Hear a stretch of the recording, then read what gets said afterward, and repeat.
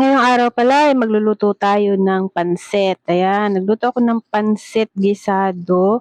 Ang sahog lang nito ay kikiap at fishball. So, nagtitipid. Masarap din yung resulta nito, guys. So, samahan niyo kung magluto tayo ng pansit gisadong bihon. Hello, guys. Ginamit ko yung mantika na pinagprituhan ng manok. So, ipiprito ko nga itong fishball. Kalahating fishball, tapos kalahating kikiam. Kikiam, masarap. Ayan, i-fry na natin. Mainit na tong mantika. Pero nga, pinapry ko na yung ating fishball dito.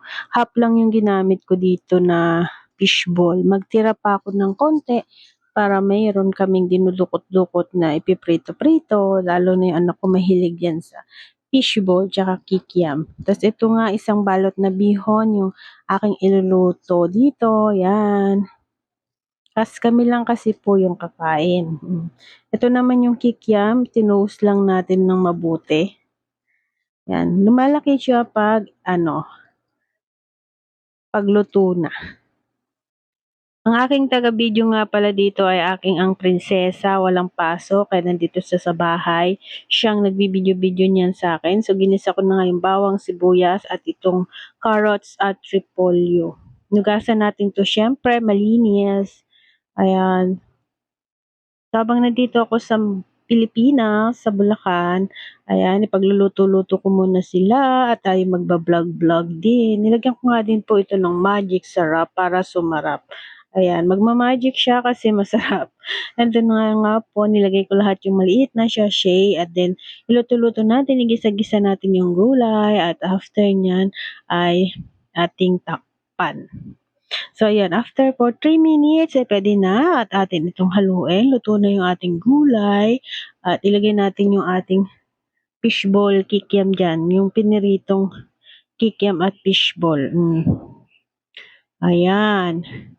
Yung aking taga-video ay hindi marunong. Tinuturuan ko pa nga po dyan. So, nilagyan ko nga ito ng konting toyo, pampalasa dun sa gulay. And then, haluin ulit natin to. Nilagyan ko din to ng paminta at asin.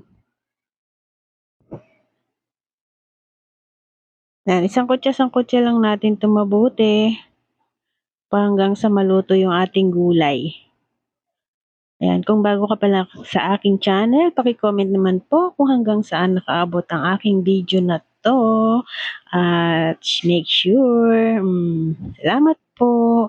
At ito nga, nilipat ko na nga po sa isang malinis na lalagyan. At tayo naman ay magpakulo ng tubig para pampalambot na ating pansit bihon. Nilagyan natin ito ng ricado, asin, paminta. Siyempre, more magic sarap ulit. At pakuluin lang natin. Then after ng kumulong-kumulo, tsaka natin lagay yung pansit at halu-haluin. Yan. Kunti lang yung pansit, isang half-half lang, isang balot lang yung iluluto ko. Pero marami rin pala yung kinalabasan nito, guys. Ayan, oh. And then after niya na matuyo yung tubig, lagyan na natin yung gulay. Yan. Ang sahog lang niya ni kikiam at fishball. Ayan. Hindi ko na ibaba yung chicken eh. Natigas, nasa freezer. And then halo-haloin lang natin and that's it. Luto na po ang ating pansit gisado. Yummy yummy. Let's eat na tayo. I hope you like this video. Please give me thumbs up, like, share, and comment down below. Please ayusin mo here. Thanks for watching and God bless po sa inyong lahat. Ayan. Sarap. Umusok-usok po. Kain na tayo. Tikman na natin yan. Huwag na natin patagalin. Ang ating pansit bihon, yummy yummy. Kahit yan lang yung sahog niyan, masarap yan guys. Basta akong nagluto. Yummy yummy, sarap-sarap nito guys. Ito na, tinitikman na ang aking prinsesa, ang ating pansit. See you to my next video. Bye-bye. I love you all. God bless po. Miss Ayusin here. Love you, mama. See ya. Bye-bye. Thank you. Mwah.